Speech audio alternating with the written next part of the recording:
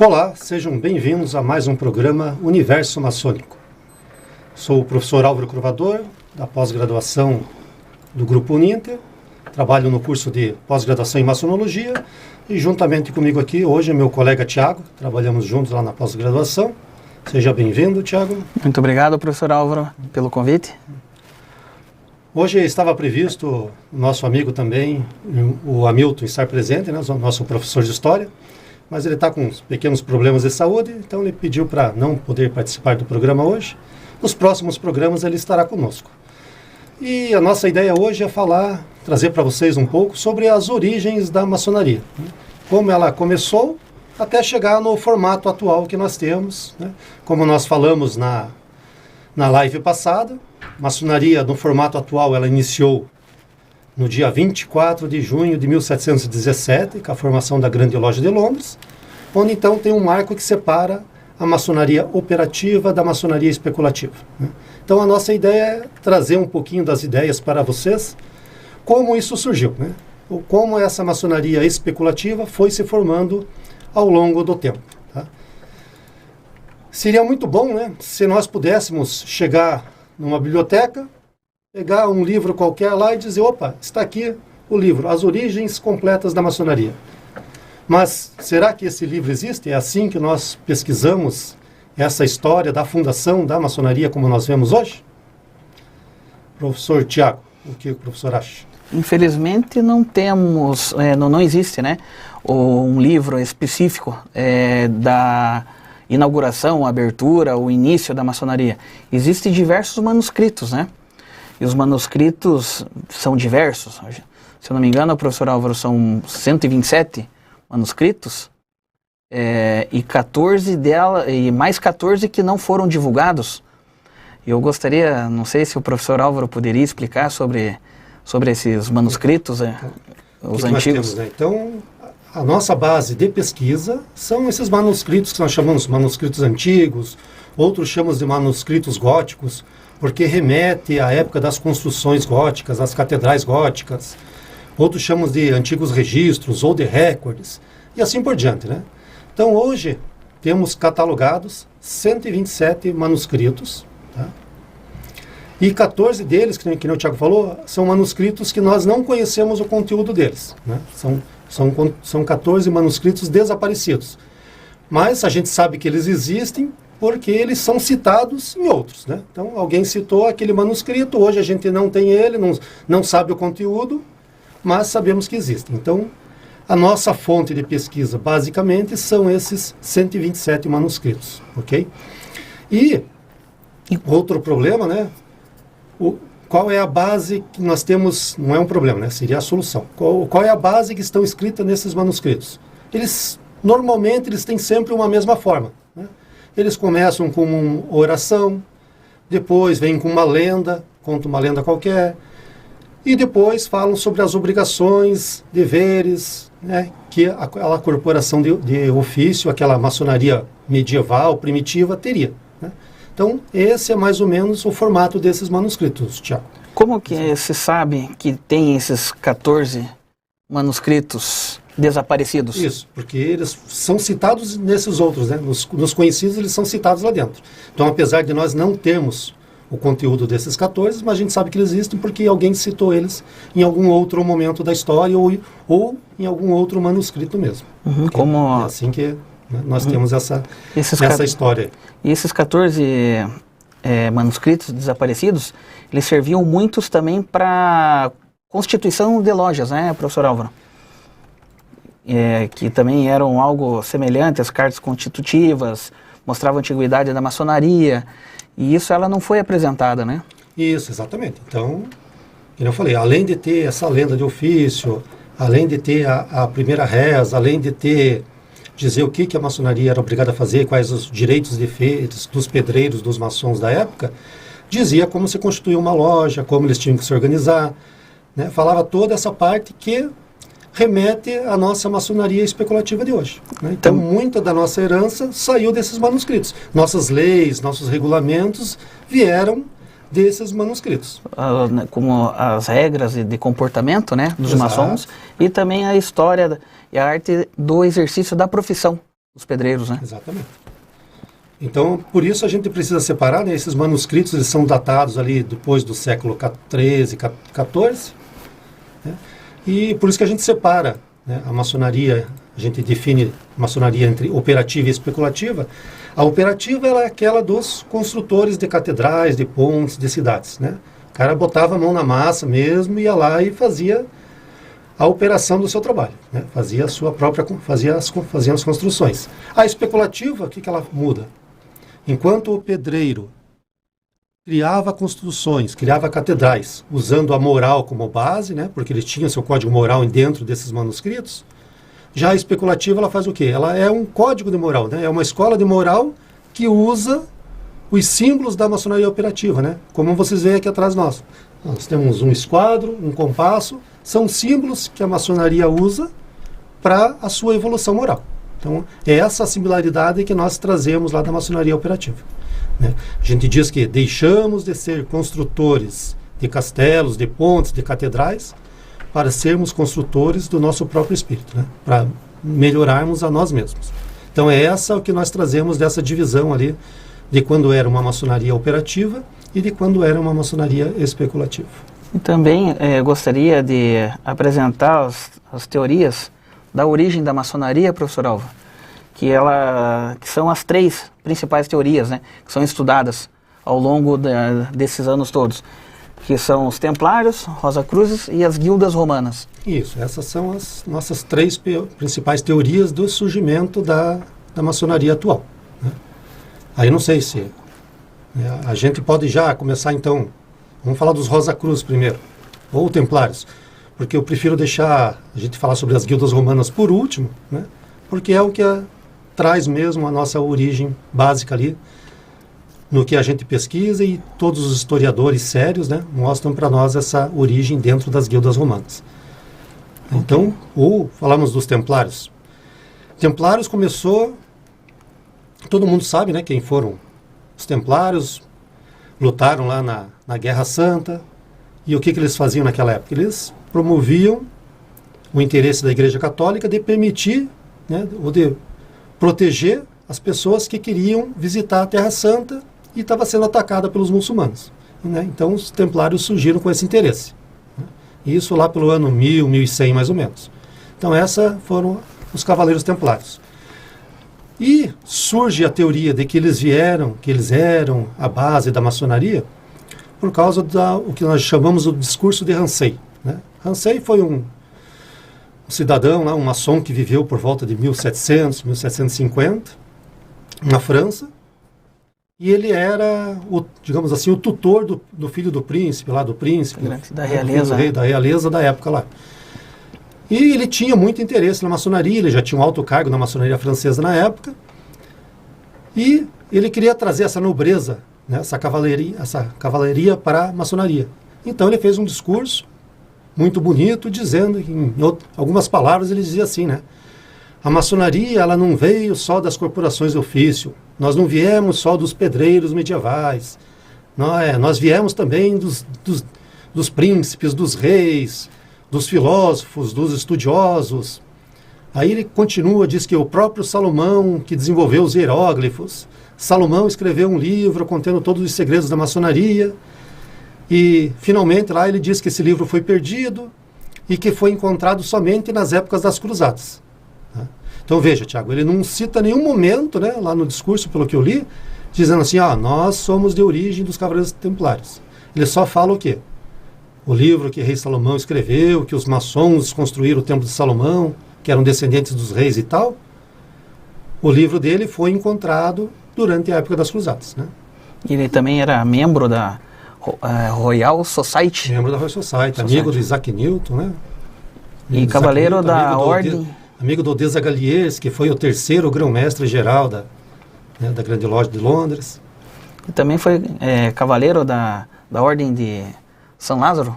São Lázaro ou São Lourenço? Acho que é São Lourenço. São Lázaro. Um desses aí, não me recordo direito. É muita informação, professor Alva. Mas então é isso, daí ele faz esse discurso, e quando ele cita as cruzadas, então o pessoal começa a trazer essa origem para a cavalaria templária. Aí são criados graus, né, de cavaleiros templários, vários graus. Até hoje nós temos né? Nós temos, dentro da maçonaria, nós temos a maçonaria simbólica, que seriam formada por 3 graus apenas, que eram os graus lá das corporações de ofício, que era um aprendiz, né? Um companheiro e um mestre. Então, como que funcionava lá na corporação de ofício antigamente, né? Que está escrito nesses manuscritos. Alguém desejava aprender a arte do ofício, né? Queria se tornar um pedreiro. Então, ele procurava um mestre de obra, virava um aprendiz desse mestre e trabalhava por anos, né? Às vezes com salário muito pequeno, às vezes sem salário, somente pelo aprendizado, mais comida, conforme estão nos registros, até que esse mestre dizia assim, opa, agora você pode se tornar um companheiro nosso, né? Então, virava um companheiro, aquele aprendiz virava um companheiro, que era chamado companheiro de ofício. E quem era o mestre? O mestre era o mestre da obra, né? Era o mestre que era o responsável da obra, né? Então, qualquer companheiro, a partir do momento que virava um companheiro, ele podia ser um mestre de obra, né? Isso é uma coisa que é meio enrolada, até mesmo para os maçons, né? Quando a gente discute, existia mestre naquela época, não existia, o grau de mestre maçom. Então, o que existia era isso. Era o aprendiz admitido, né? Ele era admitido a entrar numa corporação, aprendia o ofício. Depois que o mestre da obra via, opa, esse cara já está bom, já sabe trabalhar direitinho, já sabe fazer as suas obras, passava ele virava um companheiro e aí sim ele podia trabalhar na obra. E quando ele fosse responsável pela obra, então ele seria o mestre da obra. Ok? Então isso aí a gente remete lá na época dos maçonaria operativa. Ok? E também falamos sobre os templários. E aí a gente, então, tinha esses 3 graus lá, isso. Eu acho que era essa ligação que precisava fazer. Falamos sobre os templários, daí com o discurso do Rancé começam a ser criados vários graus filosóficos na maçonaria de hoje, né? Ali por volta de 1750 em diante, que até hoje nós temos ainda na nossa maçonaria, que remetem aos cavaleiros templários, aos cavaleiros da Cruz Vermelha, cavaleiros de Malta, e assim por diante, né? Que nem o professor Álvaro falou. Hoje nós temos 3 graus simbólicos, e que é o aprendiz, o companheiro e o mestre, que veio no caso, que é o termo usado hoje, mestre de obras, né? Que fica responsável por toda a construção, por toda a obra. E, professor Álvaro, gostaria também de voltar e falar um pouquinho sobre a Rosa Cruz. Ah, sim. Então essa é a segunda teoria, né? Segunda teoria. Foi dos Templários. Agora vamos falar da Rosa Cruz. Que a Rosa Cruz é a organização mundialmente conhecida, né, pelo caráter místico e filosófico. Isso. Que tem a finalidade que as pessoas procuram o seu potencial interior. Crescer interiormente, né? Isso. Espiritualmente, né? Exato. Correto. Só que veja bem, então vamos falar sobre a Rosa Cruz. Existem algumas teorias do surgimento da Rosa Cruz. Tá? Não quero criar polêmica com nenhuma pessoa Rosa Cruz que esteja assistindo, né? Eu vou falar academicamente o que nós temos. Então, Jean Negret, esse cara ele nasceu em 1795, ele foi um dos primeiros a dizer que a maçonaria surgiu a partir da Rosa Cruz, né? Só que veja bem, não existia a Rosa Cruz até então, né? Jean Negret ele nasceu em 1795. Não existia a Rosa Cruz, então ele só fez essa afirmação. E ainda afirmou que quem criou a Rosa Cruz foi São Marcos, o evangelista, lá no ano 46 depois de Cristo, né? E ele só fez essa afirmação. Então essa é uma das teorias do porquê que se atribui a Rosa Cruz. Aí, nós temos 2 livros bem famosos. Que é o Fama Fraternitatis e o Confessio Fraternitatis. Isso mesmo. Que se falam sobre a Rosa Cruz? Esses livros foram escritos lá entre 1610 e 1615 por Christian Rosenkraus, que daí, teoricamente, também é o fundador da Rosa Cruz. Só que estudiosos também, eles pesquisando esses livros, eles entendem que Christian Rosenkraus, ele foi um personagem fictício. Foi um pseudônimo que o Francis Bacon utilizou para escrever esses livros, né? Francis Bacon, filósofo lá da época de 1615, mais ou menos, 616. Então, quem escreveu, na verdade, não foi nem o Christian Rosenkraus, foi Francis Bacon. E outro problema, né, que a gente vê pesquisando historicamente, os livros históricos, é que a Rosa Cruz, como um sistema organizado de graus, como nós temos na maçonaria hoje, né? Na nossa forma, aprendiz, companheiro mestre, depois os graus filosóficos. A Rosa Cruz, ela surgiu como um sistema de graus em 1800 por maçons escoceses, né? Então eles criaram um sistema de 9 graus, começa lá no aprendiz e chega até o magíster, que é o mago, e isso lá com os maçons escoceses da Escócia. 1800 e pouco vai para a Inglaterra, então, e isso aí se chamava Societas Rosacrucianas da Escócia, depois Societas Rosacrucianas da Anglia, que era da Inglaterra, e em 1880, acho que é isso, ela vai para os Estados Unidos, onde é a Societas Rosacrucianas, que é com a qual a maçonaria aqui do Brasil nós temos um acordo e fazemos parte desses graus. Então veja, como organização só surgiu ali, 1800, a partir da maçonaria. E aí também, né, a gente está falando que temos 3 graus simbólicos da maçonaria, aprendiz, companheiro e mestre, e temos vários graus simbólicos, né? Então, e dentro desses graus simbólicos, nós temos vários ritos, que nós chamamos de ritos, né? Que difere pouca coisa entre um e outro, né? O cerne é sempre o mesmo, né? Temos algumas leis, como acreditar em Deus, né? Seguir algumas éticas, algumas regras de conduta, de moral, etc. Mas a base é a mesma. E nos filosóficos muda um pouco. E no rito escocês antigo aceito, que é o que eu pratico, no grau 18 a gente tem o grau 18, que é o específico do Rosa Cruz, né? Então, essa como se estruturou a Rosa Cruz a partir da maçonaria, né? Então isso a gente fala academicamente, né? Se formos conversar com alguns Rosa Cruz, eles vão dizer, não, a gente veio lá do Egito, começou no Egito. Então, são discussões à parte. Legal, professorão. E também acho que... E faltou um tópico, né? Faltou o principal, que é a origem das guildas romanas. Isso. Então, academicamente, né, é a principal teoria de onde nós viemos, né? Então, a história começa longe, e aí vão se tentando traçar paralelos, né, entre a história que começa lá em 700 a.C. até chegar em 1700. Então, a gente pensou aqui em trazer para vocês um pouco, né, de como foi essa história, assim, de forma breve e rápida, né, porque o tempo nosso não permite muito. Mas, se a gente pensar, então, a primeira teoria das guildas romanas. O que eram essas guildas romanas? Eram instituições, corporações também de ofício. Tinha que ter pelo menos 3 pessoas para formar essa corporação, no mínimo 3, para trabalhar em alguma atividade econômica lá de Roma, né? Podia ser marceneiro, que mais tarde passaram a ser pedreiros, tinha dos peleiros, dos ourives, e assim ia, né? Então existiam vários. Depois foram criadas até as guildas evangélicas, né? Com foco em religião. E é interessante, né, frisar que isso aí foi criado lá por volta de 740, 700 antes de Cristo, quando Numa Pompílios, ele era o rei de Roma, né? Que Numa Pompílios, se não me falha a memória, eu aprendi lá na 5ª série, né? Eu sempre brinco com o Tiago quando nós estamos conversando sobre história, isso aí eu aprendi na 5ª série, né? Então, Numa Pompílios, a gente viu lá na 5ª série, História de Roma, depois que Rômulo e Remo fundaram Roma, o segundo rei foi ele, e ele que criou essas guildas. Que era um colégio.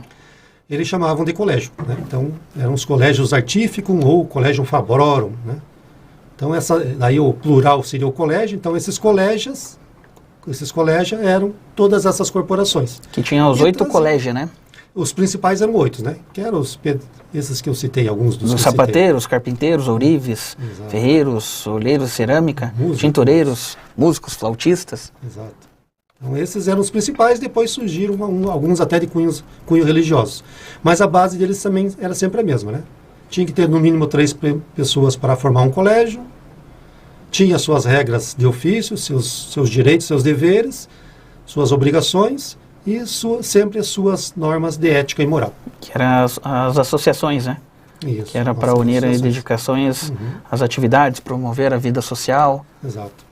E aí o que acontece, né? Ainda estamos falando da historinha lá da 5ª série ainda. Roma começa a se expandir pelo mundo, né? Lembra disso lá, né? 5ª série.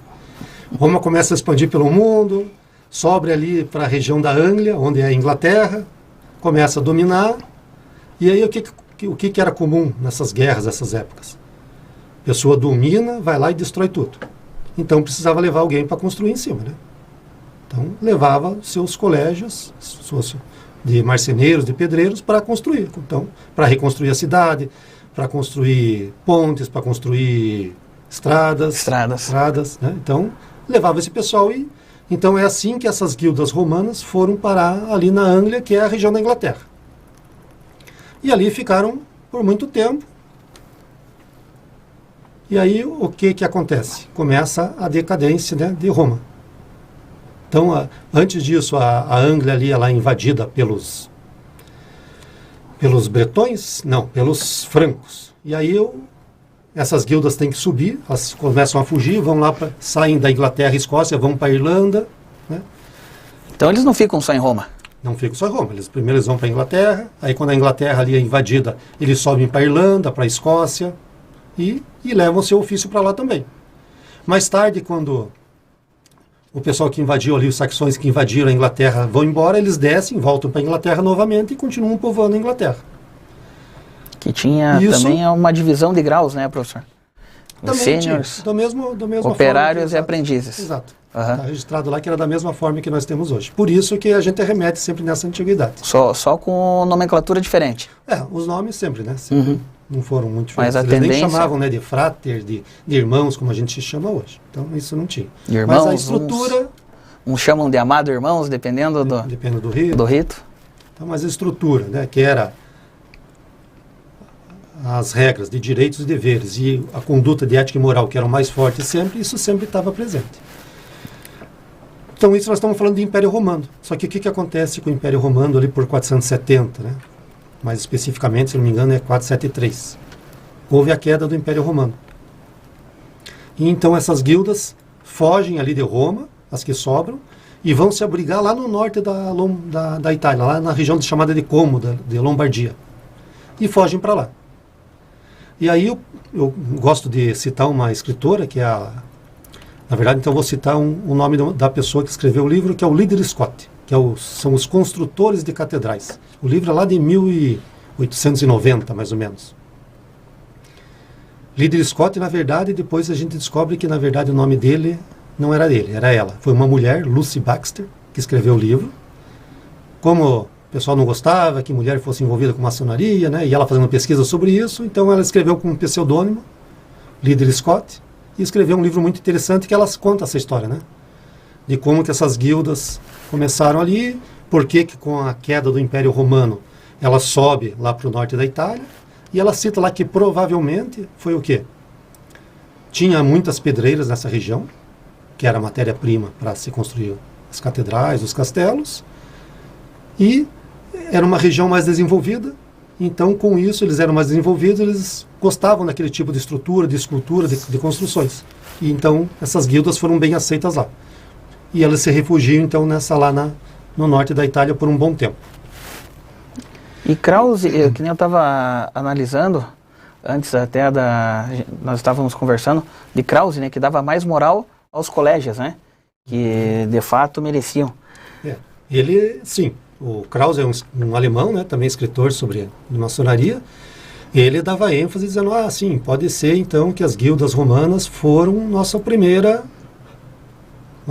elo de início, de partida. Só que tem um outro escritor que eu gosto muito, que é o americano Albert Mackay, e ele fala assim, pode até ser, né, olhando a tese de Krause, lá, pode até ser que eles vieram, tem uma base ali com as guildas romanas. Mas que base seria essa? A base de organização, que não, vou repetir de novo, né? Dos direitos, deveres e o código de ética e moral. Porque não tem o simbolismo que nós temos hoje na maçonaria. Quando a maçonaria virou maçonaria especulativa, a gente trabalha com um simbolismo para nos desenvolver. Né? Naquela época não, era totalmente operativa, né? Não existia esse simbolismo. Então essa é a tese de Krause, a versão do Albert Mackay, né, sobre isso, sobre a gente ter vindo das guildas, mas com certeza tinha um pezinho lá. Antes era a construção de guildas, construção em obras, e depois uma construção interna, moral. Moral, exato. E interessante, né, a gente falar sobre as guildas ali que foram lá para a região de Coma, que então seria a teoria dos comacinos, que é essa da Lucy Baxter, do livro dela. Isso aí aparece nesses manuscritos que a gente cita, né, esses antigos. Tem um edito de Rotari, do rei Rotários lá da Lombardia daquela época, 750 também, mais ou menos.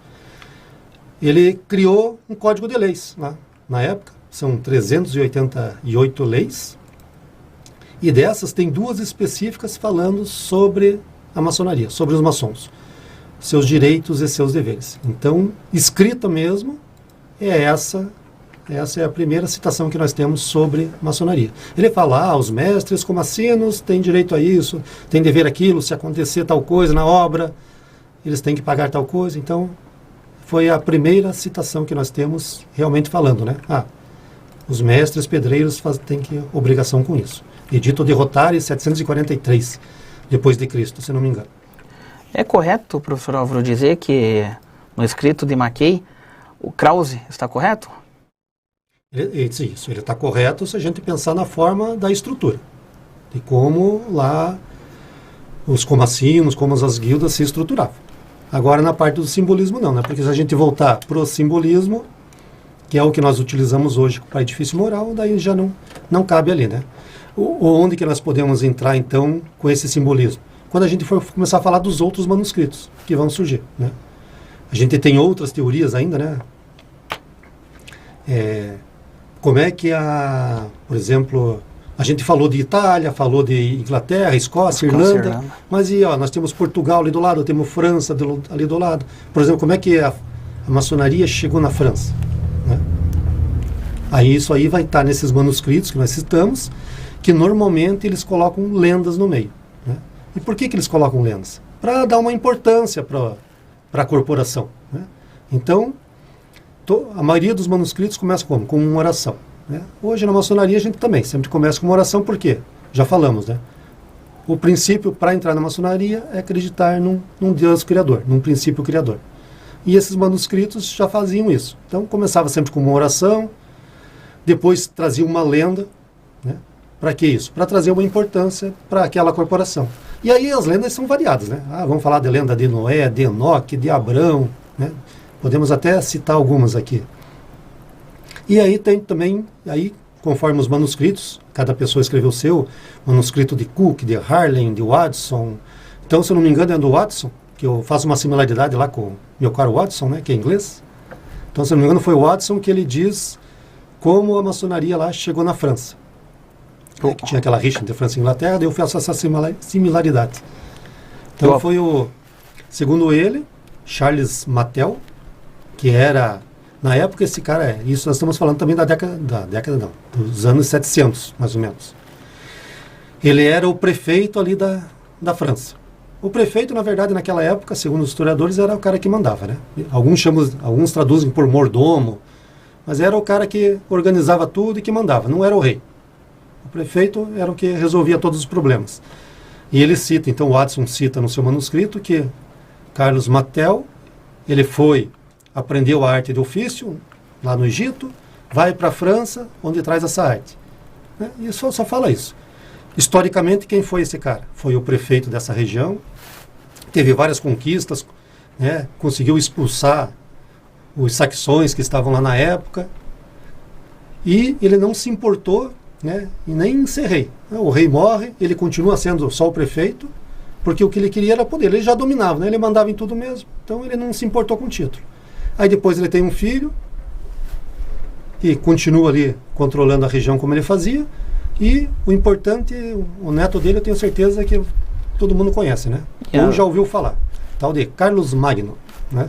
Então, filho de Charles Martel, Carlos Martel. Também é o pós-dilúvio do Koch. Tem, aí então, é como nós falamos, né? Cada manuscrito desses, eles vão trazer uma lenda. Então, alguns dizem que lendas, tá, pessoal? São lendas. Está escrito lá que a geometria começou, por exemplo, com Abraão e Sara. Eles ensinaram Euclides. Vejam, não foi Euclides que desenvolveu a geometria. Abraão e Sara ensinou para ele e depois ele propagou para todo mundo, né? Euclides está escrito lá no manuscrito. Foi aluno de Abraão e Sara. Ou do dilúvio, o que aconteceu? foi avisado ao Enoque, né, avô de Noé, que ia ter um dilúvio. Então eles pegaram todas as ciências conhecidas da época, gravaram elas e colocaram em 2 colunas. Uma de mármore e outra de bronze. Para que uma das duas deveria sobreviver e trazer esse conhecimento para nós. E aí um dos netos de Noé, o Nimrod, ele vai e constrói a Torre de Babel com esses conhecimentos. E assim vai, né? Então, mas vejam, são todas lendas somente para trazer essa importância, dizer assim, né? Vejam, ó, a gente veio lá praticamente de Adão e Eva, né? Então é isso que eles queriam, né? Só isso. Mas o importante, basicamente, é isso. Nós viemos dessas corporações de ofício, trazendo a estrutura que eles tinham, né? Sempre tinha um aprendiz, um companheiro, um mestre, e principalmente o que é? O código de moral e ética que nós temos que seguir. Por que temos que acreditar no ente supremo? Porque todas aquelas guildas, todas aquelas lá, sempre tinham essa oração no início, né? Elas nos traziam essa importância de acreditar num ser superior. Pode ser porque tinha uma igreja dominante, pode ser que sim, pode ser que não, né? Mas essa foi a herança que nós trouxemos desse período para a maçonaria especulativa, e hoje aprendemos, né, como nós falamos, com os símbolos da maçonaria operativa. Usamos esse material para construir o nosso edifício moral, né? Enquanto eles construíam catedrais, pontes, nós construímos um edifício moral. Então acho que essa é basicamente, né, se der para resumir bem, acho que, Tiago, acho que é isso que nós podemos falar sobre as origens da maçonaria. Da maçonaria. Chegou ao fim, né? Mais um programa, Universo Maçônico, que é oferecido pela Rádio Uninter, com parceria com a Pró-Reitoria e Pós-Graduação, Pesquisa e Extensão, e também o projeto Uniacácia. E no próximo dia 15 de março, então nós vamos fazer um programa somente sobre os templários.